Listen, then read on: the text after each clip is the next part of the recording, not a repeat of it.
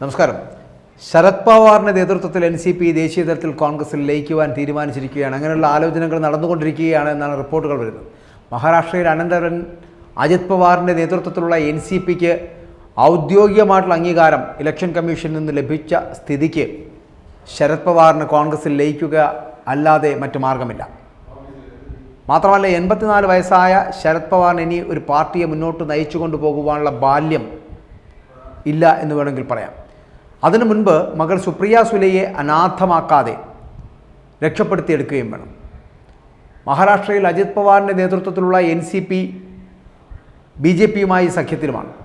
ഈ അവസരത്തിൽ കോൺഗ്രസുമായി ഒരു നീക്കുപോക്ക് ഉണ്ടാക്കുക എന്നുള്ളത് മാത്രമാണ് ശരത് പവാറിനുള്ള രക്ഷ എന്ന് പറയപ്പെടുന്നത്. നമുക്കറിയാം, ഒരു കാലത്ത് കോൺഗ്രസിൻ്റെ അനിഷേധ്യ നേതാവായിരുന്നു ഈ ശരത് പവാർ. അദ്ദേഹം അഖിലേന്ത്യാ കോൺഗ്രസ് പ്രസിഡൻ്റാകുമെന്ന് വരെ കരുതിയിരുന്ന ഒരു കാലവുമുണ്ടായിരുന്നു. പക്ഷേ ആ പദവി തനിക്ക് ലഭിക്കുകയില്ല എന്ന് മനസ്സിലാക്കിയപ്പോൾ PA സാങ്മയെ പോലുള്ളവരെ കൂട്ടുപിടിച്ച് കോൺഗ്രസിനെ പിളർത്തി സ്വന്തമായി രൂപീകരിച്ചതാണ് ഈ NCP എന്ന് പറയപ്പെടുന്നത്. പിന്നീട് മഹാരാഷ്ട്രയിൽ NCPയും കോൺഗ്രസും സഖ്യം ചേർന്ന് തിരഞ്ഞെടുപ്പിന് നേരിട്ട സാഹചര്യമൊക്കെ ഉണ്ട്. അതൊക്കെ ഒരു ചരിത്രവുമാണ്. അന്നെല്ലാം ഈ സഖ്യം മഹാരാഷ്ട്രയിൽ വിജയമായിരുന്നു. ഇപ്പോൾ NCP കോൺഗ്രസിൽ ലയിക്കുമ്പോൾ ഒരു പുതിയ പരീക്ഷണമാണ് നടപ്പിലാക്കുന്നത്. കാരണം ഇവർ രണ്ടും ഒന്നാകുമ്പോൾ പഴയ പ്രതാപം കോൺഗ്രസിന് മഹാരാഷ്ട്രയിൽ വീണ്ടെടുക്കാൻ കഴിയുമോ എന്നതാണ് രാജ്യം ഉറ്റുനോക്കുന്ന ഏറ്റവും വലിയ ഒരു ചോദ്യം.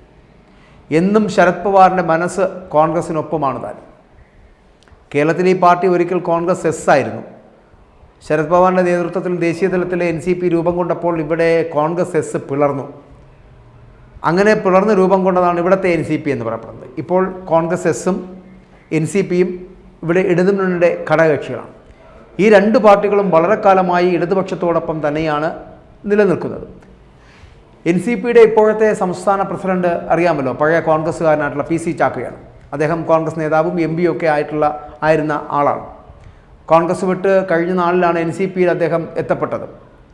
ശരത് പവാറിൻ്റെ വിശ്വസ്തൻ എന്ന നിലയിൽ NCPയുടെ സംസ്ഥാന പ്രസിഡന്റ് സ്ഥാനം അദ്ദേഹത്തിന് ലഭിക്കുന്ന ഒരു സാഹചര്യമുണ്ടായി. പക്ഷേ ചാക്കോ കോൺഗ്രസ് വിട്ട് ഇടതുപക്ഷ സഖ്യകക്ഷിയായ NCPയിലെത്തി പ്രസിഡന്റ് സ്ഥാനം ഏറ്റെടുത്തുവെങ്കിലും നല്ലൊരു ശതമാനം സംസ്ഥാന NCP നേതാക്കൾക്കും ചാക്കോ എന്ന് പറയപ്പെടുന്ന ആളിനെ അംഗീകരിക്കുവാൻ പറ്റാത്ത ഒരു സ്ഥിതിവിശേഷത്തിലാണ്. അങ്ങനെയാണ് ചാക്കോയുടെ ക്യാരക്ടർ. ഇടതുമുന്നണിയും പ്രത്യേകിച്ച് CPMഉം ചാക്കോയെ കണ്ടമട്ട് കാണിക്കുന്നുമില്ല. ചാക്കോ ആണെങ്കിൽ കഴിഞ്ഞ പാർലമെൻറ്റ് തിരഞ്ഞെടുപ്പിൽ ഒരു സീറ്റ് ലഭിക്കുമെന്നൊക്കെ കരുതി ഇരുന്ന ആളുമാണ്. ഇടതുമുന്നണിയാണെങ്കിൽ അത് കൊടുത്തതുമില്ല. ചാക്കോ ആണെങ്കിൽ സ്വന്തം പാർട്ടിയിൽ തനിക്ക് പിന്തുണയില്ല എന്ന് കണ്ടുകൊണ്ട് തന്നെ കോൺഗ്രസിൽ നിന്ന് തൻ്റെ പഴയ സഹപ്രവർത്തകരായിട്ടുള്ള ആളുകളെ തന്നെ തൻ്റെ അധികാരം ഉപയോഗിച്ച് NCPയിൽ എത്തിക്കുവാനുള്ള ഒരു ശ്രമം അത് നടത്തിക്കൊണ്ടിരിക്കുകയും ചെയ്യുകയാണ്. അങ്ങനെയാണ് ഈ ലതിക സുഭാഷിനെ പോലുള്ളവരൊക്കെ ഇതിനകത്തേക്ക് ഈ പാർട്ടിയിലേക്ക് എത്തപ്പെട്ടത് എന്നാണ്. എന്നാലും ഇടതുമുന്നണിയിൽ PC ചാക്കോയ്ക്ക് വേണ്ടത്ര ഒരു അംഗീകാരം കിട്ടുന്നില്ല എന്ന് തന്നെ പറയാം. കാരണം ഒന്നുമല്ലാത്ത KV തോമസിനെ പോലും പരിഗണിക്കുമ്പോൾ ഈ ഇടതുമുന്നണിയിൽ PC ചാക്കോയ്ക്കുള്ള ഒരു പരിഗണന തുച്ഛമാണ് എന്ന് പറയേണ്ടി വരും. കാരണം ഇപ്പോൾ കോൺഗ്രസ് വിട്ടത് മണ്ടത്തരമായി എന്ന് ഏറ്റവും അധികം ചിന്തിക്കുന്നത് പോലും PC ചാക്കോ തന്നെയായിരിക്കും. കാരണം അത്ര ഗതികളിലാണ് NCPയിൽ നിൽക്കുന്നത് എന്ന് വേണമെങ്കിൽ പറയാം. എന്തായാലും NCP അഖിലേന്ത്യാ അധ്യക്ഷൻ ശരത് പവാർ കോൺഗ്രസിൽ ലയിക്കുമ്പോൾ ലോട്ടറി അടിക്കാൻ പോകുന്നത് PC ചാക്കോയ്ക്ക് തന്നെയാകും. കാരണം ആ കൂട്ടത്തിൽ ഇവിടെ PC ചാക്കോയ്ക്കും ചുളുവിൽ കോൺഗ്രസിൽ കയറി തിരികെ പറ്റാമല്ലോ. അങ്ങനെയുള്ളൊരു സാധ്യത അതിലൂടെ ഉണ്ട്. നിയമസഭാ തെരഞ്ഞെടുപ്പ് വരികയാണ്. ജയിക്കാൻ പറ്റുന്ന ഒരു സീറ്റ് വേണമെങ്കിൽ തരപ്പെടുത്തി എടുക്കുകയും ചെയ്യാം. UDF കേരളത്തിൽ അധികാരത്തിൽ വന്നാൽ ശരത് പവാറിൻ്റെ ആൾ എന്നുള്ള നിലയിൽ ജയിച്ചാൽ വേണമെങ്കിൽ ഒരു മന്ത്രിയുമാകാം. ഇതാണ് രാഷ്ട്രീയം. ഇത് ചാക്കോയ്ക്കല്ലാതെ മറ്റാർക്കാണ് കൂടുതൽ അറിയുക? ചാക്കോയെ പോലെ ഇങ്ങനെ അധികാര കൊതിയനായിട്ടുള്ള മറ്റൊരാൾ കോൺഗ്രസ് പാർട്ടിയിൽ ഉണ്ടായിട്ടുണ്ടോ? അങ്ങനെ അധികാരത്തിൻ്റെ കൊതി മൂക്കുമ്പോഴാണല്ലോ ആ പാർട്ടിയും നേതൃത്വത്തെയൊക്കെ ഉപേക്ഷിച്ചുകൊണ്ട് NCPയിലേക്ക് പോയത്.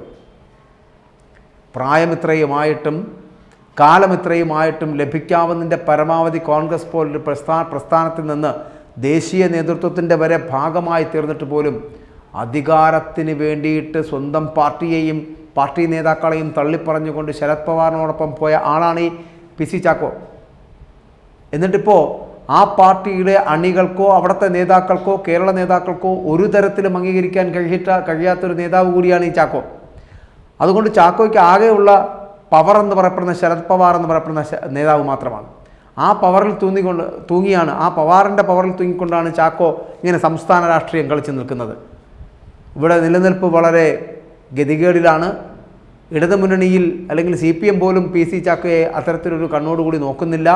എന്നാൽ KB തോമസിന് ലഭിച്ചിട്ടുള്ള ക്യാബിനറ്റ് പദവി പോലും നൽകാൻ തയ്യാറായിട്ടില്ല.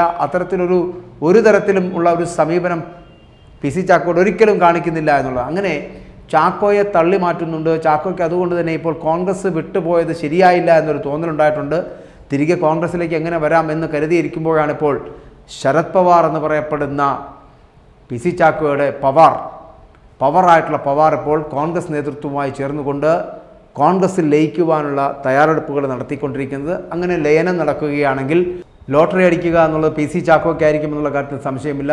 PC ചാക്കോയ്ക്കും ഒപ്പം കോൺഗ്രസ് വിട്ടു വന്നിട്ടുള്ള പലർക്കും തിരികെ കോൺഗ്രസിലേക്ക് കയറിപ്പറ്റുവാനുള്ള അവസരമാണ്. മാത്രമല്ല നിയമസഭാ തെരഞ്ഞെടുപ്പ് വരുന്നതുകൊണ്ട് തന്നെ വേണമെങ്കിൽ ഒരു സീറ്റൊക്കെ തരപ്പെടുത്തി ഒരു മന്ത്രി വരെ ആകുവാനുള്ള സാധ്യതയും ഈ അധികാര കൊതിയന്മാർ കാണുന്നുണ്ട്.